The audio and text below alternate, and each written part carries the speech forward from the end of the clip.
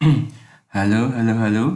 Selamat pagi dan selamat siang serta selamat sore bagi para mahasiswa Udinus Prodi Perhotelan. Kita kembali lagi di minggu ini, di video ini untuk membahas materi kelima dari RPS yang sudah kita tentukan untuk semester ini, yaitu kita masih akan melanjutkan tentang analisis laporan keuangan. Ya, namun kita di sini akan mempelajari tentang tujuan, prosedur, metode, dan teknik analisis laporan keuangan. Namun untuk materi ini ya kita baru akan membahas kulitnya saja. Ya, sementara untuk beberapa metode dan teknik analisis laporan keuangan secara langsung ya dan akan kita praktekkan itu tidak akan kita bahas pada minggu ini. Namun pada pertemuan berikutnya setelah UTS. Ya. Jadi materi kita sekali lagi ya kita hanya akan membahas secara kulit-kulitnya saja tentang pentingnya analisis laporan keuangan, kemudian pengertian dari analisis laporan keuangan tersebut, kemudian tujuan dari analisis laporan keuangan, lalu prosedur-prosedur apa saja yang harus dilakukan dari metode analisis laporan keuangan, serta berbagai metode serta teknik analisis laporan keuangan yang biasanya dipakai oleh beberapa manajer keuangan, ya, termasuk di perhotelan juga sama. Ya, ini juga dipakai di perhotelan. Ya, namun hanya sekedar nyebut saja, ya, tapi untuk petunjuknya nanti gimana, contohnya seperti apa, serta nanti kaitan dan relasinya terkait dengan laporan keuangan hotel yang sudah ada di tangan kalian masing-masing, ya, itu akan dibahas pada materi ke-6, yaitu materi setelah pertemuan ini. Oke, jadi kenapa penting? Ya, kita akan bahas dulu tentang pentingnya sebuah kegiatan yang namanya analisis laporan keuangan. Nah, sebenarnya penting tidaknya ya kegiatan analisis laporan keuangan itu bisa dilihat dari karakteristik laporan keuangan sendiri. Ya, dan kadang-kadang sering juga lebih dikaitkan dengan kebutuhan atau fokus utama dari si pemakai laporan keuangan. Dan biasanya ini untuk pengambilan keputusan. Nah, pengambilan keputusan di sini ya itu tidak sekedar pengambilan keputusan dalam sebuah perusahaan, tidak. Ya, karena saya, Anda ya mungkin kelak ya akan sangat berkepentingan terhadap laporan-laporan keuangan tersebut. Entah kita mungkin kelak kerja di posisi atau kerja sebagai sebuah profesi, atau mungkin kita nggak kerja tapi kita ingin jadi orang yang menanamkan modal di hotel tersebut ya, dan kita butuh informasi sebanyak mungkin ya. Nah, informasi tersebut itu baru bisa didapatkan kalau kita sudah melakukan yang namanya analisis, dan laporan keuangan itu menjadi basis pertama gitu ya. Jadi laporan keuangan itu sendiri ya, tapi kita harus ingat dulu ya, laporan keuangan itu sendiri seperti yang sudah saya tunjukkan di dua video sebelumnya ya. Yang pertama tentang laporan laba rugi serta laporan neraca ya, 2 minggu lalu ya berturut-turut saya menyajikan laporan keuangan untuk perusahaan Hotel Said ya, Hotel Said, dan kalian bisa lihat bahwa yang ada di situ itu adalah angka-angka dari yang sudah terjadi di masa lalu ya. Jadi mereka melaporkan apa yang telah terjadi selama periode tertentu, berarti kita ngomong tentang neraca, atau rangkaian periode tertentu, berarti kita ngomongin tentang laporan laba rugi. Artinya ya, laporan keuangan itu sebenarnya merupakan dokumen historis dan statis. Nah, ini harus dipahami, historis dan statis itu harus dipahami karena itu mengindikasikan bahwa itu sudah nggak bisa diapa-apakan lagi. Ya, sesuatu yang sudah terjadi itu tidak bisa diperbaiki atau diperparah, tidak bisa. Ya. Nah, terkait dengan statis, ya, statis itu artinya ya laporan keuangan itu Ya, kalau apalagi kalau sudah diaudit ya. Dan saya mengharapkan ya kalian kalau dapat apa namanya dapat file laporan keuangan perhotelan yang kalian pilih itu sudah ada keterangannya sudah diaudit ya, artinya memang itu ya sudah merupakan bentuk yang sempurna tetapi terjadi di masa lalu. Nah sementara seperti kita sendiri deh ya, sebagai manusia kita punya masa lalu, kita hidup di masa sekarang. Dan terkadang ya yang kita inginkan ya itu tidak sekedar bahwa kita hanya hidup di masa sekarang, tapi kita ingin supaya kita ketika melangkah ke masa depan ya kita memiliki sebuah panduan, ya kita memiliki sebuah arah. Nah, artinya di sini juga sama bahwa kebanyakan pemakai laporan keuangan itu inginnya bukan apa yang sudah perusahaan capai, tapi seperti apa perusahaan di masa depan. Apa saja yang mungkin terjadi di masa mendatang. Ya, karena jangan sampai ketika apa namanya melakukan sesuatu dari perusahaan, ya misalnya saya dari kacamata investor, saya menanamkan uang tersebut ke sebuah hotel. Nah, dilalah ternyata tahun depan terjadi COVID. Ya, misalnya saya apa namanya eh, saya invest misalnya tahun 2018 misalnya. Saya harapannya wah hotel ini bagus ini. Ini bagi dividen terus ini. Ya kayaknya itu kan berdasarkan masa lalu, ya kan? Nah, tetapi kita kan terkadang susah untuk memprediksi apa yang akan terjadi di masa depan. Termasuk ya COVID itu. Ya, tahun 2020 ada COVID, banyak hotel kolaps, ya tiarap, ya. Nah, itu sendiri yang sebenarnya menjadi sebuah dilema dari penggunaan laporan keuangan sebagai dasar untuk menganalisa sebuah perusahaan.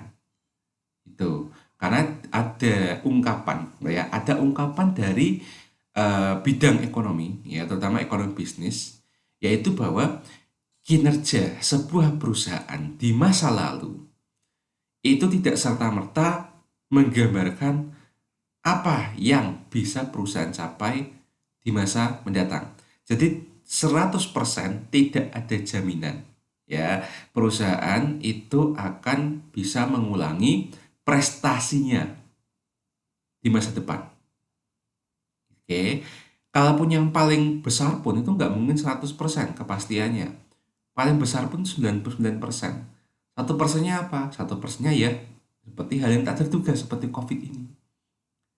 Oke, jadi itu mengajarkan kalian sebuah dilema ya bahwa dalam artian tuh kita harus sadar bahwa dengan bisa menguasai mata kuliah ini bukan berarti kita serta merta akan jago dan bisa memastikan bahwa perusahaan itu akan semakin baik atau gimana. Enggak, itu sebuah arogansi yang luar biasa ya, karena ada banyak hal di luar faktor kita yang mengontrol kemana perusahaan akan berjalan juga gitu. Ya tapi seenggaknya kita ya apa namanya bisa memfokuskan diri kita ya untuk berpatokan pada masa lalu kemudian memprediksi tren dari suatu atau beberapa kejadian di laporan keuangan tersebut ya. Jadi dari tren tersebut ya kita bisa memandu apa yang terjadi saat ini, terus kemudian kita bisa meramalkan kelak nanti akan seperti apa sehingga kita bisa memberikan sebuah informasi yang bermanfaat untuk pengambilan keputusan oleh para usernya. Ya, seenggaknya itu. Jadi selemah-lemahnya analisis laporan keuangan ya dalam hal logika ya, tapi seenggaknya ini bisa menjadi langkah pertama ya, langkah pertama bagi kita untuk bisa melakukan pengambilan keputusan tergantung kita ini siapa ya, termasuk kalian para mahasiswa. Ya, jadi terkait dengan user ya, yang namanya user, yaitu ada yang namanya user internal dan user eksternal. Ya, kalau internal berarti dalam perusahaan, eksternal itu berarti di luar perusahaan. Ya, kalau internal siapa aja? Ya, paling gampang ya pasti manajer, ya, manajer keuangan terutama. Meskipun ya manajer pemasaran, manajer operasional, ya manajer SDM itu juga tidak menutup kemungkinan juga berkepentingan gitu. Cuma karena di sini kita mata kuliahnya finance management, ya maka kita mengasumsikan bahwa kita ini adalah para calon manajer keuangan. Yang kedua pasti karyawan dong, ya. Dan itu sangat penting sekali sebenarnya buat karyawan karena dengan kita ya itu diizinkan atau diperbolehkan untuk melihat ya laporan keuangan dari perusahaan kita itu seperti apa. Nah, kita sendiri bisa menimbang-nimbang jadinya. Menimbang-nimbang karir kita di tempat itu. Ya, dalam artian kira-kira kalau aku di sini terus itu ada jaminannya apa enggak? Ya, ya tentunya ya kita ya berharapnya kalau kita terpaksanya menjadi karyawan seumur hidup misalnya ya, kita juga harus memastikan bahwa perusahaan tempat kita tuh jadi karyawan itu keuangannya baik terus. Nah, masalahnya adalah laporan keuangan yang kan sudah lihat itu ya di neraca laporan laba rugi itu hanya menyajikan angka-angka saja. Sementara kalian itu tidak bisa serta-merta bilang bahwa karena angkanya segini maka baik, itu nggak bisa. Ya, perlu banyak metode dan teknik analisis laporan keuangan. Oleh karena itu, meskipun kalian kelak misalnya kalian di perhotelan, kalian jadi karyawan sekalipun yang nggak ada kaitannya sama keuangan, tapi kalau kalian penasaran tentang potensi masa depan kalian di sana, ya entah naik pangkat ataupun jadi karyawan bagian OB seumur hidup, kalian harus tahu bahwa apakah perusahaan ini itu memiliki kemampuan untuk meretain kalian seumur hidup. Salah satunya dengan menganalisis laporan keuangannya. Itu, ya paling nggak itu pentingnya. Meskipun kalian misalnya kelak tidak ada hubungannya dengan keuangan sekalipun. Terus kemudian dari eksternal, ya, ini eksternal banyak banget. Ya, karena ya kalian lihat ya dari neraca kemarin ya bahwa ada yang namanya sisi kiri, sisi kanan, ya kan? Nah, sisi kanan itu kan bagian pendanaan. Itu kan istilahnya kan tugas orang manajer keuangan kan. Artinya mencari pendanaan. Pendanaan dari mana? Ya bisa dari pihak internal, ya dari owner, atau dari pihak eksternal. Ya, orang-orang yang bersedia, ya mereka punya dana lebih dan kemudian mereka bersedia untuk menanamkan modalnya ke hotel kita.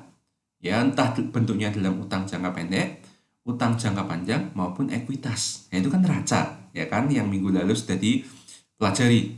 Nah, berarti kita juga bisa mengidentifikasi bahwa ada kepentingan pihak ketiga. Yang pertama apa? Ya, yang pasti kalau ada orang yang ya ngutang kita ya berarti kita ngomong tentang kreditur. Ya, kreditur.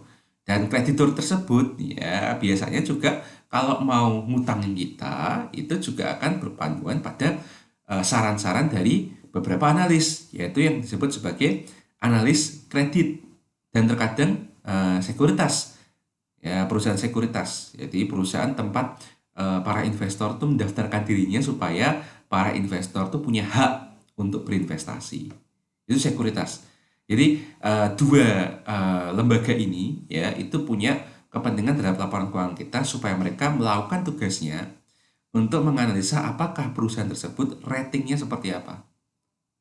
Ya, jadi bisa A, B, C, berarti ada peringkat layak investasi, ada peringkat yang tidak layak buat investasi. Ya, atau paling kasarnya adalah jangan-jangan ketika melihat laporan keuangan hotel kita, mereka akan ngomong bahwa kita itu sampah. Ya, ada istilahnya namanya junk bond, artinya surat utang sampah. Gitu. Ya, terus kemudian pemerintah, tentu saja pemerintah lah ya. Pemerintah apa sih kepentingannya? Ya pajak lah pasti ya. Ya, tapi ya istilahnya kan pemerintah kan juga akan bisa menganalisis pemerintah ya. Pemerintah akan bisa menganalisis seberapa besar ya pendapatan pajak kita ya kalau mendapatkan laporan keuangan dari perusahaan terbuka termasuk hotel. Ya, apakah hotelnya rugi, apakah hotelnya untung, kemudian bisa dilihat. Wah, berarti nanti ini hotel nih pajaknya berapa. Nah, kemudian ketika disatukan, ini menyumbang berapa untuk target pajak kita. Seperti itu. Nah, kemudian yang terakhir pasti investor ya. Jadi investor itu bisa berupa investor surat utang, yaitu kreditur, maupun investor kalau beli sahamnya di pasar saham. Itu masuk ke ekuitas. Ya, entah nanti harga saham hotelnya naik, atau mungkin bagi dividen apa enggak. Nah, seperti itu. Oke, ya jadi seenggaknya apa yang sudah saya sampaikan tadi, yaitu sedikit banyak sudah mewakili dua slide setelah ini, ya. Jadi ini sudah saya tulis juga di PowerPoint ini. dengan lebih jelas ya, dalam kalimat yang jelas. Bagi para pemegang saham ya, itu misalnya apakah akan keep or sell ya, investor ya. Jadi karena bisa meneliti kinerjanya seperti apa, menganalisisnya, terus kemudian bisa melakukan analisis tren di masa depan ya. Mereka akan bisa tahu bahwa oh berarti ini perusahaan akan semakin baik, mending tak keep aja ya, atau wah ini perusahaan kayaknya akan semakin jelek, yaudah mending tak sell aja, aku rugi tidak apa-apa daripada aku rugi semakin dalam lagi, seperti itu ya. Terus biasanya untuk para investor yang mayoritas seperti owner gitu ya, ketika melihat sebuah kinerja keuangannya, terutama kinerja para manajernya ya, itu mereka juga akan bisa eh, membuat sebuah keputusan dalam rapat umum pemegang saham ya, yaitu misalnya paling gampang adalah apakah akan mempertahankan atau mengganti jajaran manajemen yang ada ya. Dari asal kalian tahu saja bahwa yang namanya jajaran manajemen itu tetap ada yang namanya pegawai tetap, tapi ada juga yang namanya pegawai kontrak. Dan asal kalian tahu juga ya, ironisnya ya, semakin kalian itu naik pangkat, terutama kalau kalian sudah sampai di top misalnya ya, seperti direktur utama, atau mungkin masuk di jajaran direksi, atau mungkin jadi CEO, ya, atau mungkin COO, atau CFO, ya, istilah-istilah orang-orang tingkat tinggi yang kayaknya itu keren tuh gimana. Mungkin kalian belum tahu bahwa ternyata mereka itu sebenarnya bukan pegawai tetap, mereka itu pegawai kontrak. Ya, apalagi kalau misalnya perusahaannya sudah berbentuk PT, udah gede banget gitu loh. Udah gede banget, udah terbuka, melakukan rapat pemegang saham secara rutin tiap tahunnya, ya, dan sangat transparan. Nah, biasanya ya itu para direktur utama, jajaran direksi, CEO, CFO, COO itu justru sangat rentan untuk dipecat sebenarnya ketimbang orang-orang rendahan ya. Orang-orang rendahan yang statusnya adalah pegawai tetap itu sebenarnya cenderung lebih aman ketimbang orang-orang yang ada di atas sana ya, karena mereka statusnya itu justru malah kontrakan malah ya, biasanya 4 tahun atau 5 tahun kontraknya. Nah, nanti akan dievaluasi, bisa aja malah di tengah jalan kalau misalnya kinerjanya buruk ya, para investor merapat-rapat kemudian ini kok kinerjanya buruk ya, wah berarti kamu kerjanya jelek, udah kamu saya pecat ya, saya akan ganti dengan siapa gitu. Nah, entah orang baru dari luar perusahaan ya, atau mungkin mengangkat seseorang yang ada di perusahaan tersebut. Misalnya seseorang yang awalnya tuh manajer, ya manajer tengah-tengah gitu loh. Jadi dalam struktur organisasi dia tuh posisinya di tengah-tengah. Terus kemudian daripada nyari orang baru dari luar ya, mending coba ngangkat seseorang yang ada di dalam perusahaan tersebut. Ya, jadi kabar baiknya ya pasti gajinya naik gitu lah. Cuma kabar buruknya adalah dia bukan pegawai tetap lagi, tapi malah jadi pegawai kontrak. Ya, yang setiap tahun itu pasti akan bisa di judge ya, bisa dihakimi oleh para pemegang saham di rapat umum pemegang saham. Nah, kemudian juga apakah para saham dalam RPS itu juga akan menyetujui usaha manajemen hotel yang menerbitkan atau mencari pinjaman baru. Jadi kalau misalnya ya, para manajer hotel ya, ketika mengelola hotelnya itu butuh pinjaman baru, ya entah dalam bentuk utang ataupun penyertaan modal dalam bentuk saham baru, tetap ya harus melalui persetujuan RUPS. Nah, disetujui apa enggaknya kan para pemegang saham kan juga akan bisa menilai kinerja para manajernya dari laporan keuangannya tersebut. Seperti itu. Kemudian bagi para kreditor tadi sudah ya. Jadi karena kreditor itu kan orang yang ngutangin. Pasti kan orang yang ngutangin itu kepentingannya adalah apakah orang yang diutangin itu bisa ngembaliin uangnya plus bunganya lah pasti. Ya. Tuh. Nah, bagi para manajer, ya misalnya apakah hotel yang dikelolanya itu mampu membayarkan dividen secara rutin atau tidak? Dan jumlahnya berapa? Semakin besar atau semakin kecil? Ya. Nah, ini juga ada kaitannya dengan kepentingan para pemegang saham sebenarnya. Ya, karena kita kalau ngomong dividen berarti kan kita sebenarnya ngomong tentang tujuan utama para manajer, ya, yaitu di pertemuan pertama kita, ya, di materi pertama kita yaitu tentang tujuan utama manajer keuangan adalah memaksimumkan kemakmuran pemegang saham, yaitu bisa dengan sahamnya naik atau dividennya yang dibayarkan terus-menerus. Seperti itu. Nah, kemudian yang kedua, apakah ada dana yang dapat digunakan untuk pengembangan usaha? Nah, ini kan juga ada kaitannya ya dengan para pemegang saham itu. Dan berapa besar kemungkinan hotel akan sukses di bawah kepemimpinannya. Ya, jadi istilahnya ketika dia memimpin ya 2 tahun yang lalu, tahun 18, 19, oh seperti ini laporan keuangannya. Terus kemudian dibikin tren ya, wah kalau trennya bisa bagus seperti ini, di bawah kepemimpinanku kalau aku meneruskan caraku mungkin akan tetap naik stabil ya. Jadi itu bisa ya, itu kepentingannya para manajer untuk memastikan bahwa dirinya itu kepake ya, akan kepake terus oleh para pemegang saham. Terus bagi analis sekuritas serta analis kredit ya tentu saja tadi sudah saya bilang ya. Jadi dengan ada informasi tentang estimasi laba, jadi kita bisa merupakan yang penting untuk dasar penentuan nilai sekuritas. Nah ini untuk hal-hal seperti ini ya, itu akan kita pelajari lebih lanjut di yang namanya analisis rasio. Tapi nanti ya setelah UTS. Analis kredit juga sama ya, ada terkait dengan rasio-rasio apa namanya rasio kebangkrutan atau rasio kesehatan likuiditas, itu akan kita pelajari lebih dalam lagi di yang namanya analisis rasio. Ya, seperti itu. Nah, jadi intinya tuh kepentingan para pemakai laporan keuangan mau itu internal atau eksternal itu memastikan bahwa perusahaan itu pokoknya masih akan menghasilkan laba. Ya, sehingga siapapun orang yang berkepentingan ya, mulai dari yang sangat penting sampai dengan kayak yang nggak penting seperti karyawan ya, itu tetap harus memprediksi apa yang akan terjadi di masa depan. Karena mereka masing-masing itu punya kepentingannya sendiri-sendiri. Ya, karena mereka punya kepentingan sendiri-sendiri, maka mereka tidak punya tujuan yang sama. Tapi seenggaknya dengan bentuk sebuah perusahaan yaitu hotel tersebut, ya, mereka yang memiliki tujuan yang berbeda-beda akhirnya memiliki tujuan bersama. Ya, jadi masih ingat ya patokan dari overview manajemen keuangan bahwa kita harus bisa membedakan antara tujuan bersama dengan tujuan yang sama. Ya, dari sini kita bisa lihat bahwa masing-masing orang tujuannya itu beda-beda. Tapi mereka fokus pada satu hal yaitu apa? Perusahaan. Hotel ini gimana? Laporan keuangannya gimana? Bisa laba apa enggak? Karena itu akan menentukan apakah tujuan mereka masing-masing itu tercapai dengan menggunakan tujuan bersama yaitu apa? Laba. Seperti itu. Ya.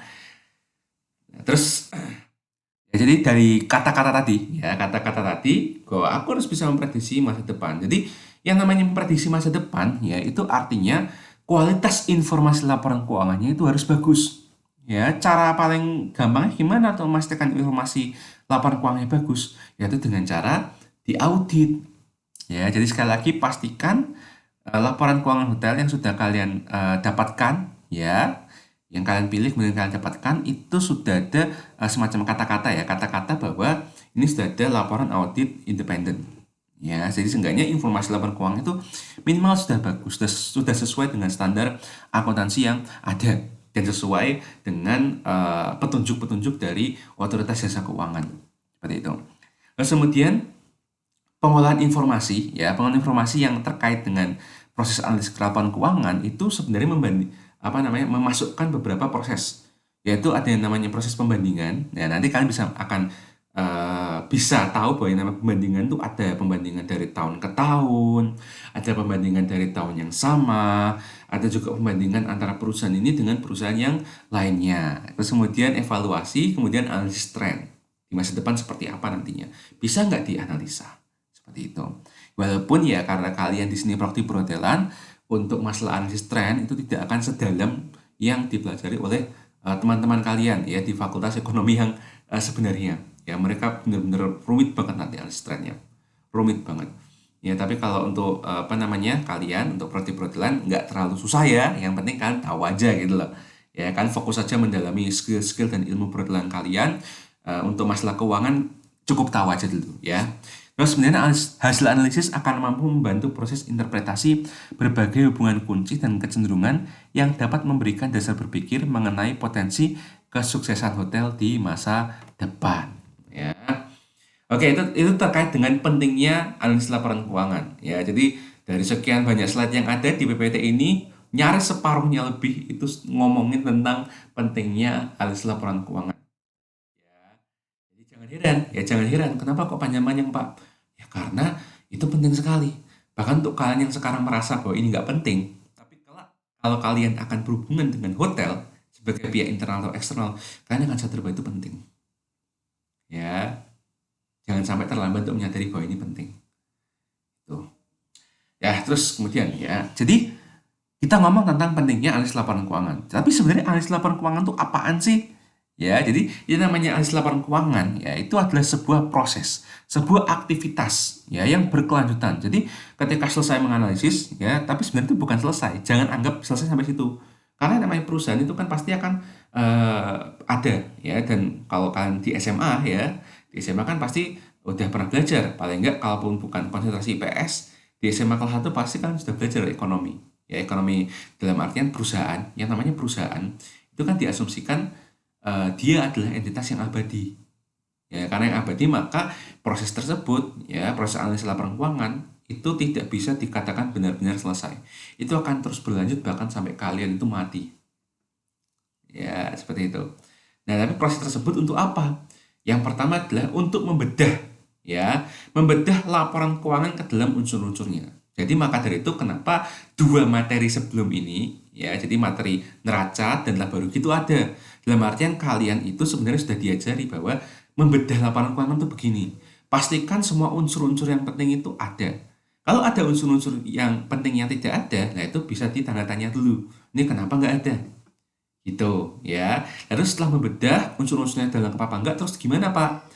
Ya, kemudian yang mengidentifikasi ya, mengidentifikasi masing-masing unsur tersebut ya, itu tingkat kegawatan dan tingkat kepentingannya itu apa di dalam sebuah laporan keuangan ya, terutama kaitannya dengan konteks perhotelan.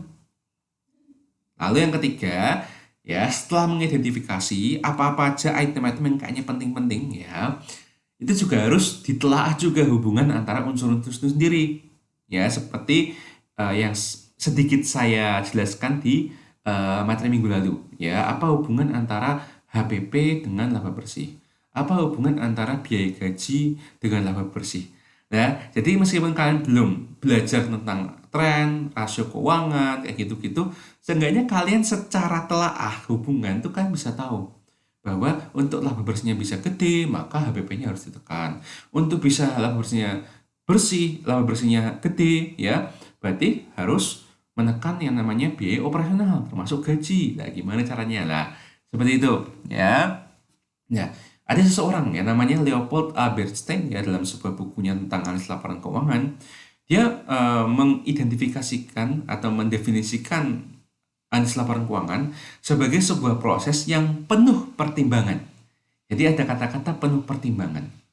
Dalam artian kelak nanti dan di mata kuliah ini nantinya ya, ketika kalian mengerjakan proyeknya nanti, itu kalian itu tidak serta-merta ngitung doang itu nggak bisa. Ya, tapi setelah ngitung kamu harus mempertimbangkan bila mana hasil hitungan kamu itu benar-benar bermanfaat apa enggak. Ya, dalam rangka membantu mengevaluasi posisi keuangan dan hasil operasi perusahaan pada masa sekarang dan masa lalu. Ya, jadi tujuan pertama adalah mengevaluasi. Jadi dia fokus, si Leopold Aberson ini mengajak kita untuk fokus bahwa kalau di laporan keuangan, maka fokus kita adalah mengevaluasi kinerja perusahaan. Titik. Ya. Dengan tujuan utamanya apa? Ya, untuk menentukan estimasi dan prediksi yang paling mungkin mengenai kondisi dan kinerja perusahaan pada masa mendatang. Tuh. Jadi kalau udah punya data masa lalu, ya jangan dibiarin doang, tapi dievaluasi terus kemudian dianalisis trennya ke depan bagaimana. Seperti itu ya. Jadi di sini Leopold A. Bernstein itu menegaskan paling nggak ada dua lapisan pengetahuan.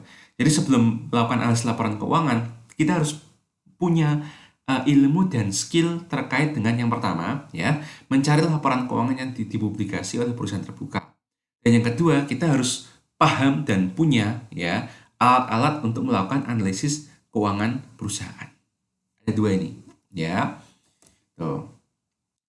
Terus tujuan analisis laporan keuangan, ya. Jadi tujuan analisis laporan keuangan bisa kita lihat dulu seperti ini.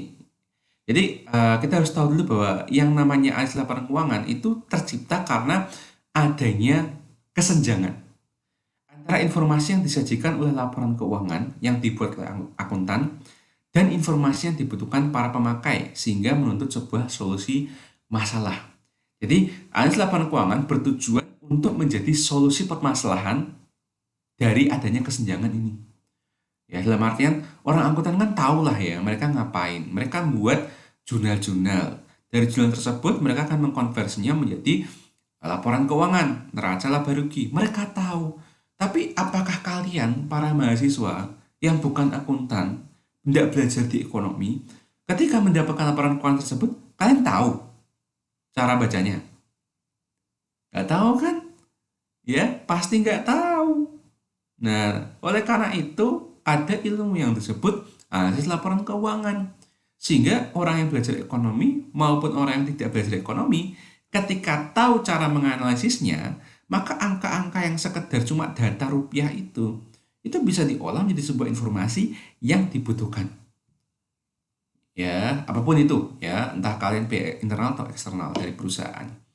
Dan seperti yang tadi saya bilang ya, meski bukan satu-satunya sumber informasi analis keuangan perusahaan, ya, tetap aja yang namanya laporan keuangan, apalagi laporan keuangan dari perusahaan terbuka itu merupakan salah satu sumber utama yang paling gampang untuk didapatkan.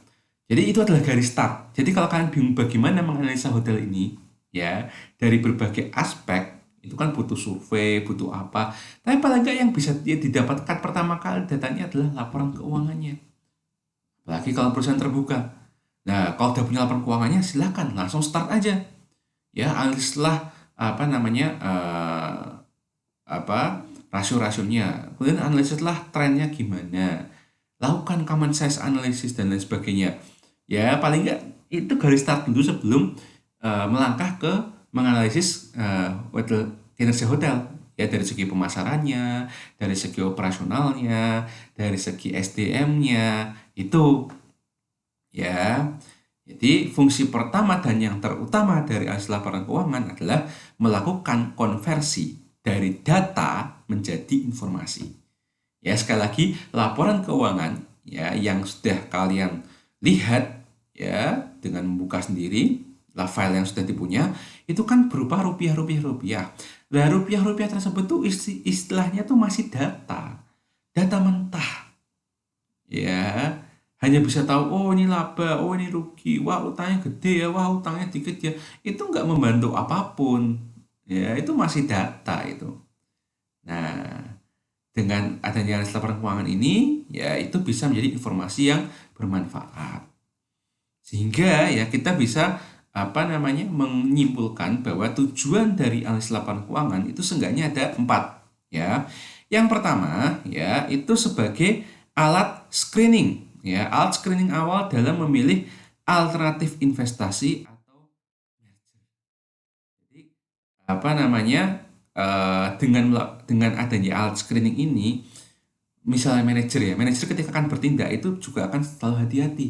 Apakah aku punya ruang gerak kelak gitu ya untuk misalnya untuk investasi misalnya ekspansi, bangun hotel baru atau mungkin bangun blok kamar baru misalnya kayak gitu. Ya itu tahu mereka karena oke, berarti aku masih punya cukup duit. Ini masih aman kalau misal tak pakai sekian kayak gitu. Ya, atau merger dalam artian mungkin karena nggak kuat ya. Terus misalnya akan dicaplok oleh hotel yang lebih besar, ya seenggaknya itu bisa menjadi justifikasi bahwa wah kamu manajer ini kerjanya nggak bener nih. Ya, karena kamu kerjanya nggak bener, tapi nggak mau dibenerin, ya wis tak manajer we. Ya karena manajer nanti ada kemungkinan ya manajer yang tidak perform bisa dipecat oleh perusahaan barunya. Ya perusahaan baru yang nyaplok perusahaannya seperti itu. Dan yang kedua sebagai alat forecasting ya atau alat apa namanya forecasting itu prediksi ya. Alat prediksi mengenai kondisi dan kinerja keuangan di masa depan ya. Jadi istilah kita kan bisa memprediksi kita mau kemana kalau kita punya garis startnya, yaitu laporan keuangan. Kemudian yang ketiga itu sebagai proses diagnosis ya, dengan kita bisa meneliti ya common size-nya gimana, rasio-rasio keuangannya gimana, berarti kita bisa tahu bahwa oke, berarti masalah dari manajemen ini adalah ini ya. Dan tergantung apakah nanti masalah tersebut bisa dicarikan solusinya atau ngeyel ya, nggak mau dicarikan solusinya sehingga bisa didepak aja itu manajernya. Seperti itu ya. Nah, kemudian terakhir adalah sebagai alat evaluasi. Ya tentu saja lah ya. Jadi setelah diagnosis adalah masalah apa-apa ya dievaluasi. Ya, apakah nanti evaluasinya adalah manajer ini mau untuk memperbaiki kinerjanya atau tidak mau. Ya, kalau mau dan tidak mau kan pasti ada tindak lanjutnya lah ya. Kalau misalnya kita sebagai ownernya seperti itu. Ya, jadi screening, habis itu kemudian kita bisa memprediksikan, habis itu kita bisa mendiagnosis, dan terakhir kita bisa mengevaluasi. Jadi yang paling penting, ya tujuan analis laporan keuangan yang paling penting adalah untuk mengurangi ketergantungan para pengambil keputusan pada dugaan murni, terkaan, dan intuisi. Jadi istilahnya itu jangan sampai ya ada para manajer ya yang mengelola perusahaan tetapi menjalankan perusahaannya dengan dasar asumsi atau bahkan ngomong feeling saya ngomong kayak gini mendingan kita gini lah gemblengmu piye loh dalam artian kamu tuh udah digaji gede-gede kok pakai intuisi atau firasat lah kamu dulu belajar apa ya kan paling gampang gitu kan istilahnya kan ya jadi kan kalau misal di hotel gitu terus masuk sampai jadi manajer gitu jangan sampai kalian tuh mengelola hotel kalian apapun hotelnya besar atau kecil atau bahkan nggak terkenal sekalipun itu kan berdasarkan feeling intuisi atau dari omongan-omongan pihak ketiga yang kadang-kadang juga kita nggak tahu ini bener apa enggak gitu loh ya lah kan di sini sudah belajar kan analis laporan keuangan itu apa ya maka jangan sampai kalian itu didikte jangan sampai kalian itu apa namanya mengelola hotel kalian yaitu dengan prinsip feeling-feelingan gitu janganlah gitu ya jadi istilah itu bukannya asumsi nggak penting ya karena istilahnya kan ya kita punya banyak berita ya banyak sekali hal-hal di luar kemampuan kita ya sebagai manusia untuk memastikan bahwa hotel ini akan berkinerja bagus ya bahwa ada banyak faktor eksternal maka kita butuh baca koran maka kita butuh untuk lihat berita-berita dan kita mengasumsikan kalau misalnya akan terjadi ini maka apa dampaknya terhadap hotel kita itu kan ya bukannya nggak penting tapi paling nggak tuh kalau untuk mengambil keputusan ya seenggaknya itu pakailah dasar ilmiah yang layak dan sistematis ya jadi ada analisa kualitatif dan ada analisa kuantitatif. Nah, seenggaknya yang namanya analisa laporan keuangan itu disebut sebagai analisa kuantitatif karena melibatkan angka-angka. Dan yang namanya angka-angka ya itu karena rigid ya cenderung lebih ada ilmiah yang layak dan sistematis.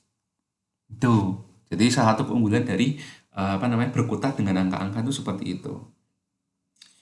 Nah, kemudian terkait dengan prosedur analisis ya. Jadi prosedur analisis itu bukan serta-merta kalian tuh dapat laporan keuangan terus analisis itu enggak. Tapi justru yang paling pertama adalah ketika kita akan menganalisis sebuah perusahaan, terutama hotel, berarti kita harus memahami dulu latar belakang bidang usaha dan jenis kebijakan akuntansi hotel. Ya, termasuk yang kemarin-kemarin saya bilang kan, dalam artian tuh ini pakai bentuk laporan keuangannya, apakah staffel atau gimana. Ya, terus kemudian ini kebijakan akuntansinya terkait dengan accrual basis dan cash basis itu bagaimana? Nah, tapi paling enggak ya, yang enak di sini adalah karena kalian nanti contoh proyeknya, tugasnya itu kan berdasarkan pada laporan keuangan perusahaan TBK yang ada di audit. Jadi seenggaknya satu kelas ini itu akan akan beroperasi ya akan beroperasi pada satu jenis kebijakan akuntansi hotel yang sama ya sehingga untuk prosedur yang ini dilewati aja gitu. Kemudian yang kedua adalah memahami faktor-faktor yang mempengaruhi industri perhotelan ya karena dengan kita memahami faktor penting dari industri hotel ya kita akan bisa tahu bahwa oke jadi faktor pentingnya apa 1, 2, 3, 4, 5. Nah faktor ini apakah akan tercermin di laporan keuangan apa enggak. Nah, karena kita sudah mendaftar faktornya apa saja yang penting-penting yang akan menganalisis perhotelan, maka kita akan bisa menghubungkan, oke, kalau faktor ini berarti akan mempengaruhi ini. Terus kemudian faktor ini akan mempengaruhi ini. Dan selanjutnya, ya. Jadi dengan itu kita ketika akan melihat laporan keuangan, kita akan kayak awas ya, eling waspada bahwa kalau aku akan melakukan banyak sekali analisis, tapi aku fokusnya harus di sini. Dan ketika aku cerita jadi kalau kalian kan nanti kan akan menghitung kemudian kalian kan akan ini kan membuat sebuah makalah kan istilahnya kan di sini juga sama dalam artian kalian identifikasi dulu di hotel itu apa saja faktor-faktor internal dan eksternal yang bisa mempengaruhi sukses tidaknya perutelan, ya, dan apakah di laporan keuangan itu ada apa enggak, ya, ada hubungannya apa enggak dengan faktor-faktor tersebut. Dan kalau mau ngoceh, ya, ngoceh ngomong panjang lebar, kalau dalam kalian dari nulis, ya, bukan ngoceh, ya, nulis makalahnya panjang lebar itu ya dari fokus-fokus tersebut, seperti itu. Ya, setelah tahu ini akan ada hubungan dengan ini, barulah mempelajari laporan keuangan hotel.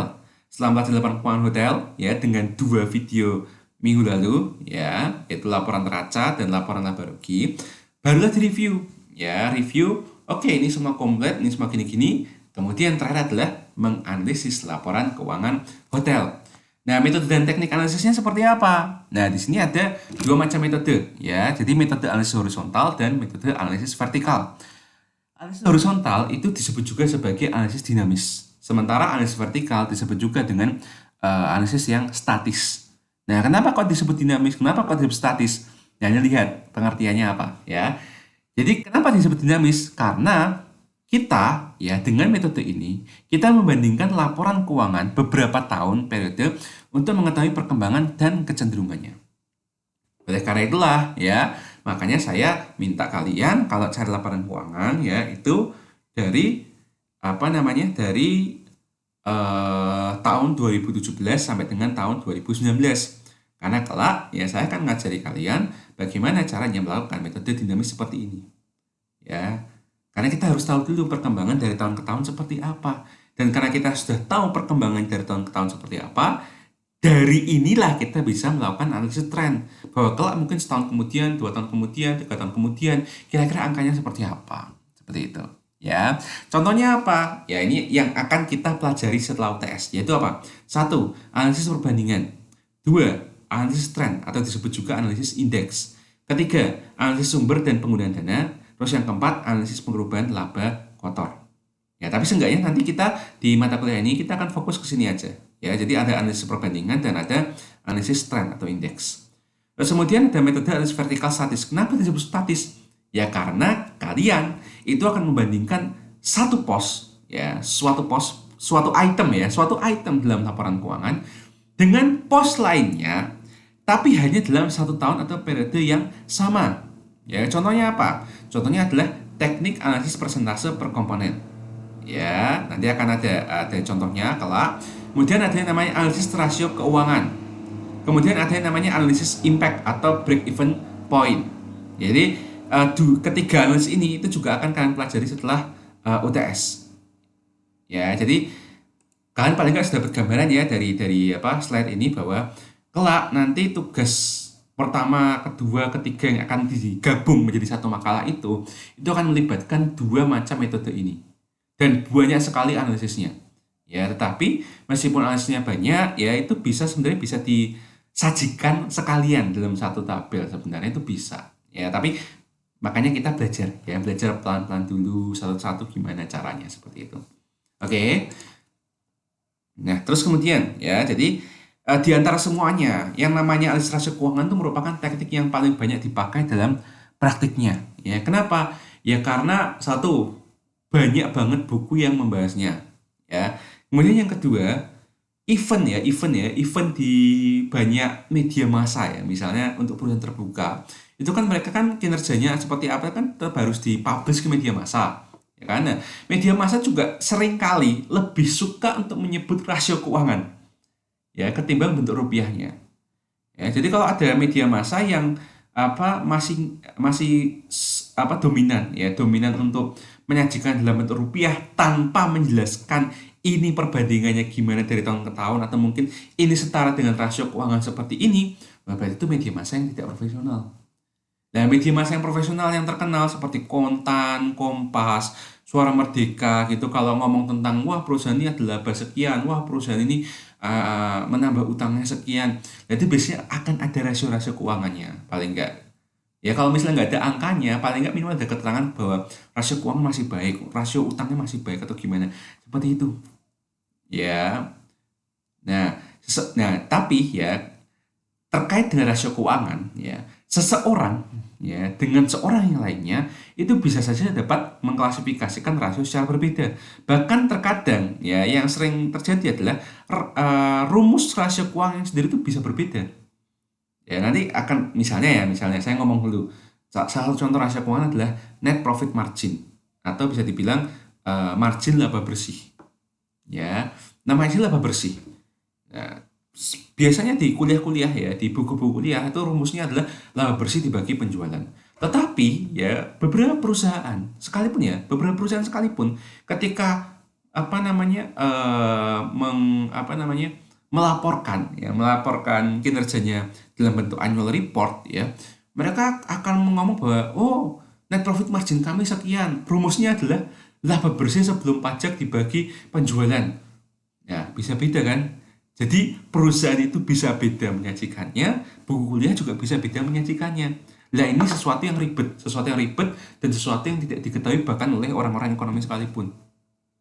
Ya, nah oleh karena itu paling nggak kita mawas diri dulu bahwa ilmu ini itu ada patokannya. Tetapi secara dunia nyata terkadang patokan tersebut itu bisa berbeda satu sama yang lain. Itu. Tapi intinya itu bisa berbeda, tapi bukan berarti itu mana yang salah mana yang benar, nggak ada. Jadi nggak ada mana yang salah, nggak ada mana yang benar. Ya salah benernya itu hanya terkait dengan nek rumus yang ini, angkanya kayak yang ini, inti dibagi ini hasilnya berapa. Ya hasilnya itu bisa salah dalam artian kamu kurang 0,1 makanya hasilnya segini. Ya kayak gitu hanya soal salah ngitung aja. Tapi terkait dengan rumus atau apa itu tidak bisa dikatakan ini murni salah atau ini murni bener yang kayak gimana, nggak ada. Karena sekali lagi terkait penggunaannya. Tergantung kamu itu siapa. Dan karena kamu itu siapa, kamu pengen tahu rasio ini rumusnya pakainya yang mana. Tapi paling enggak dalam mata kuliah ini kita pakai patokan untuk ini aja ya, untuk kuliah saja ya, untuk memudahkan lah istilahnya. Nah, paling nggak untuk rasio-rasio keuangan itu yang akan kalian pelajari misalnya ya seperti struktur likuiditas ya, rasio likuiditas, kemudian struktur modal atau capital structure ya. Terus kemudian return on investment. Nah, teman-temannya ada yang lainnya. Misalnya return on equity, return on asset gitu ya. Kemudian seberapa besar pemanfaatan aktiva. Nah, nanti ada namanya rasio aktivitas. Nah, kemudian ada namanya kinerja operasi. Ya, ini sebenarnya juga sama sih ya. Rasio aktivitas itu sama ya. Cuma untuk rasio aktivitas itu sendiri tidak bisa selengkap kalau kita itu adalah perusahaan manufaktur. Nah, sementara perusahaan hotel tuh rasio-rasionya cenderung lebih sedikit ya, lebih sedikit daripada kalau misalnya kalian belajar perusahaan manufaktur. Nah, itu yang membedakan fokus dan intensitas kita belajar analisa laporan keuangan perhotelan dengan analisa laporan keuangan kalau misalnya kalian tuh kuliahnya di Fakultas Ekonomi. Ya, intinya adalah tugas kalian tuh lebih ringan daripada mahasiswa Fakultas Ekonomi. Ya, yang harus benar-benar expert, rasionya banyak ya. Itu sebenarnya kalian fokusnya rasio yang penting-penting aja.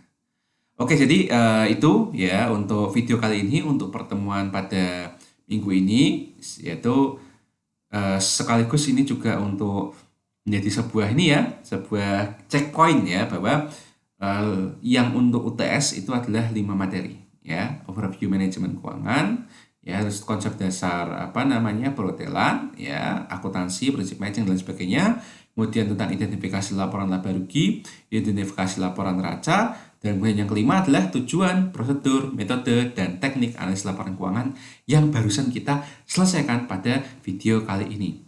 Ya, jadi saya harap video ini bisa semakin ya membuat kalian itu memahami dasar-dasar kulitnya dulu terkait dengan manajemen keuangan ya, terutama kaitannya dengan analisis laporan keuangan.